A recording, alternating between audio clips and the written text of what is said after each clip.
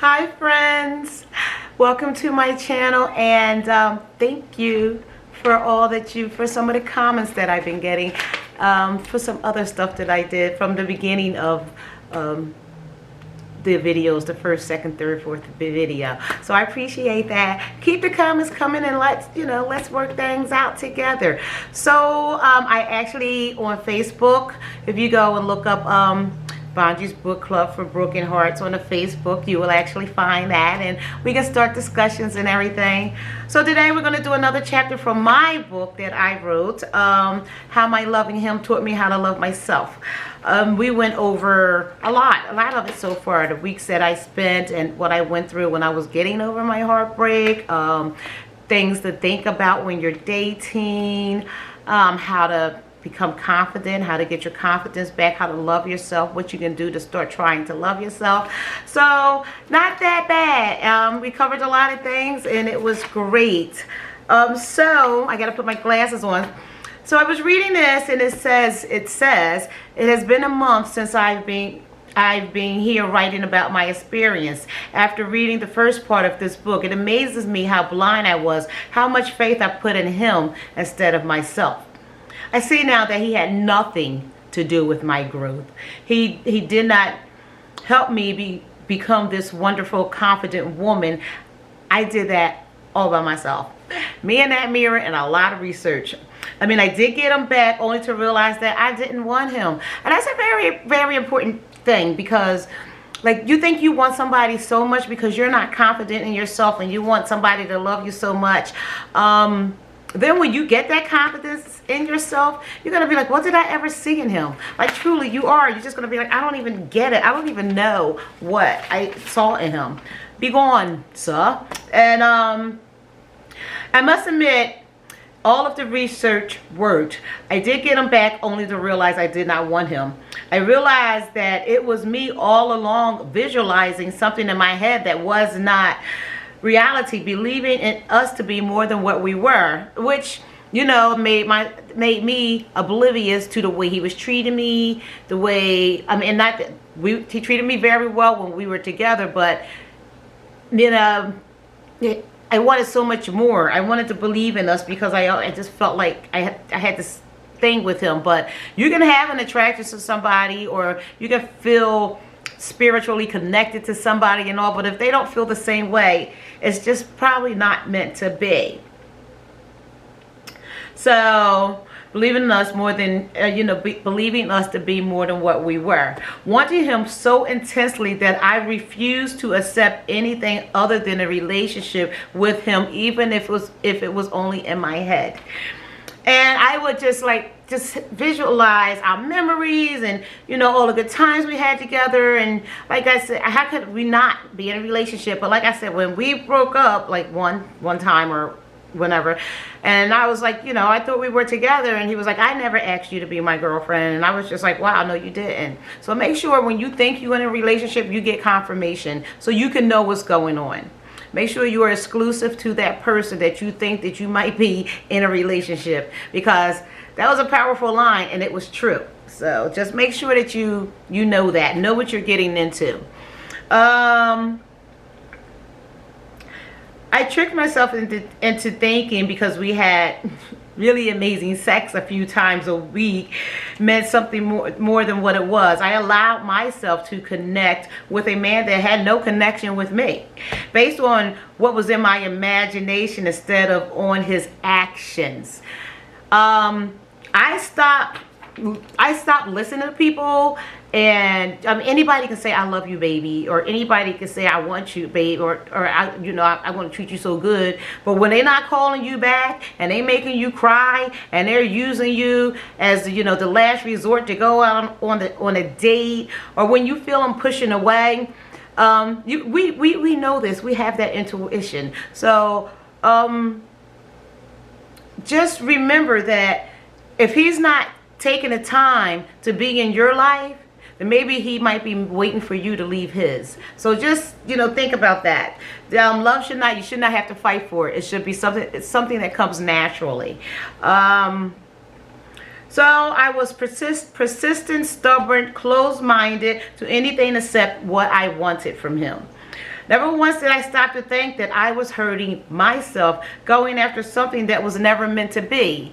And I was hurting myself, because we should never let anyone treat us like we're just irrelevant. You know, it's their ego thing. Okay, I could call her anytime I want. I don't know, she'll be there. And I was there. Like, anytime you want, I would hop on drive my car to the train station, catch the train, get a cab, get a ferry boat over across to Jersey, and then you know, walk to his house and just be like, I'm here. Like, all of that. It's crazy with the things that I did, but you know, love sometimes it just makes you do some crazy things, but that'll never happen again. If I love somebody and if they don't love me like I love them, then I don't need them. I'll just get rid of them early in the relationship, test it, you know, and just be done with it, because nobody's ever going to do that to me again, and you should feel the same way about yourself. I never stopped to look at the true reality of what was happening between us. I was so focused on my feelings for him. I never stopped to think that I did not deserve someone that dated other women, that sometimes ignored me for days, that played on my emotions and insecurities. So let me say that again, okay? I never stopped to look at the true reality of what was happening between us. I was so focused on my feelings, not his. I never stopped to think that I did not deserve someone that dated other women, that someone that ignored me for days, that played on my emotions and insecurities. I never stopped to think about that. I never did. I just never, I never stopped to just see myself and wonder, why are you letting this person do this to you?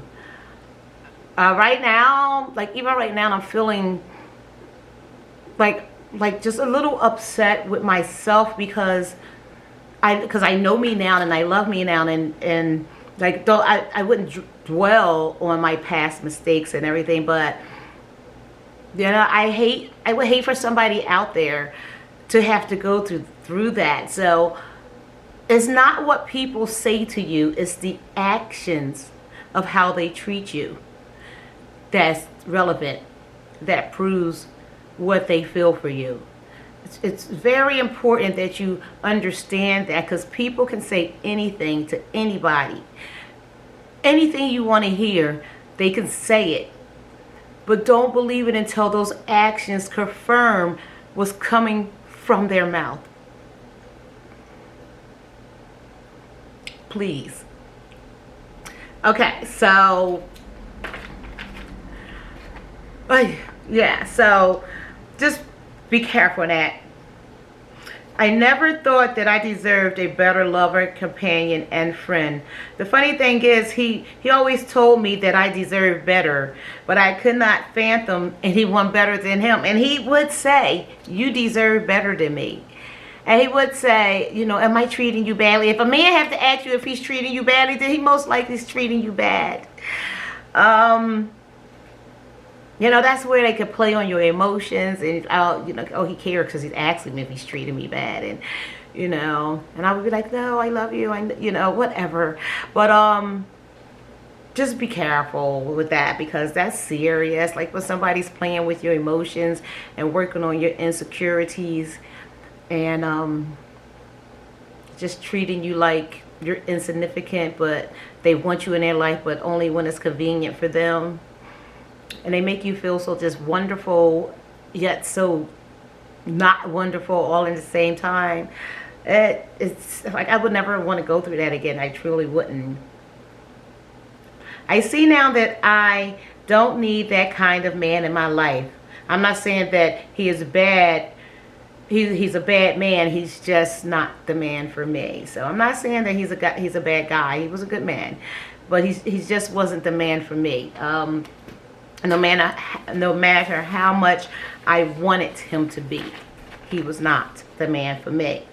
So I wrote down just a couple of things. And so the good things about him was that he made me laugh. The bad thing about him was he made me cry more. The good thing about him that he was really into me. The bad thing, but not exclusively.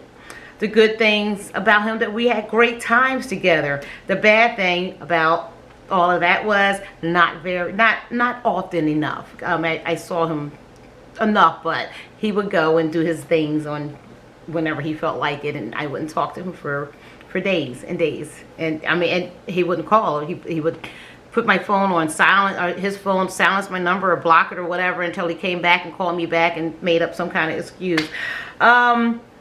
I put good that I care about his feelings, but I actually think that it was a bad thing for me caring about his feelings, because I cared about his feelings, but the bad thing was that he didn't care about mine. So that wasn't good for me. So it was bad for me. The good thing is that I'm a true friend, and the bad thing, he is only a friend when it was convenient for him.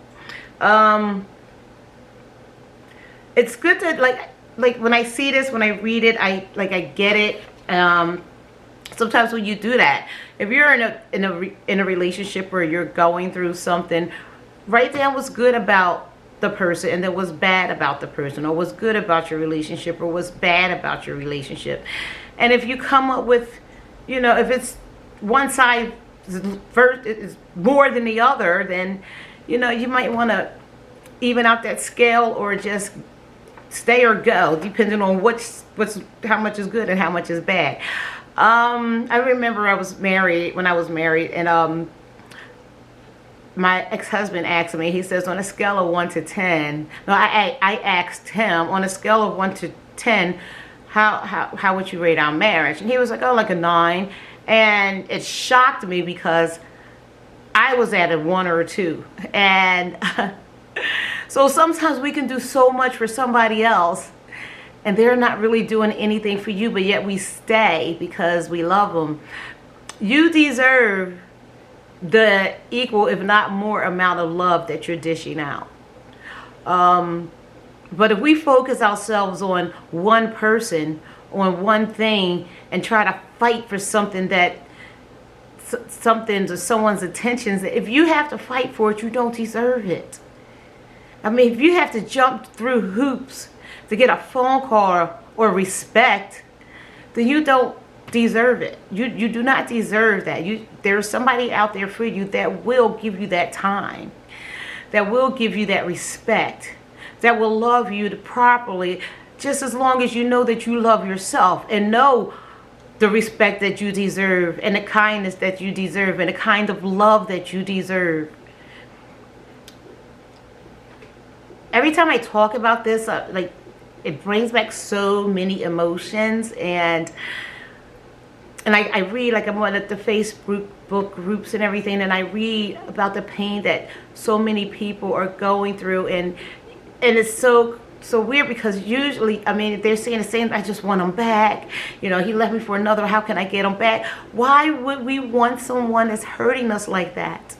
Why do we have to go out there and fight another woman over a man that's just going to go away and treat you bad anyway? Why would we want that back? Why would we want that in our lives? So find yourself in that mirror. Let yourself know that you love you. Know your value and your worth.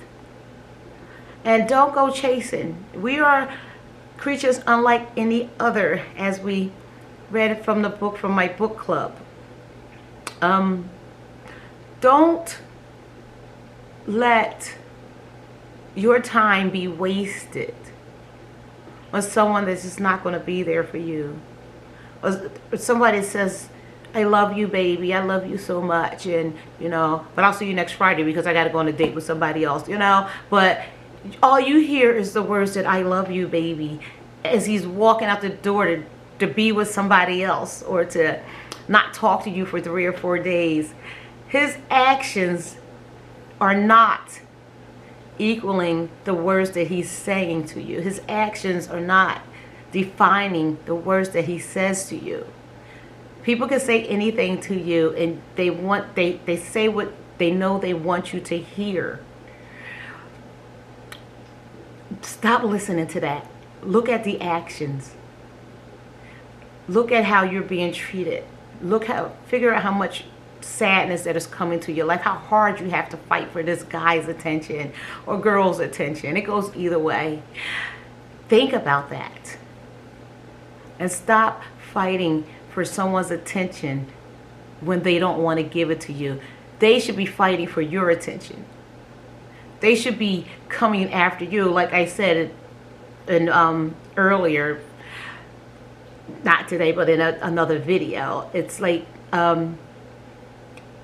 if you go up to a man or if you call him all the time and everything, how are you going to know that he wants you, that he's the guy for you?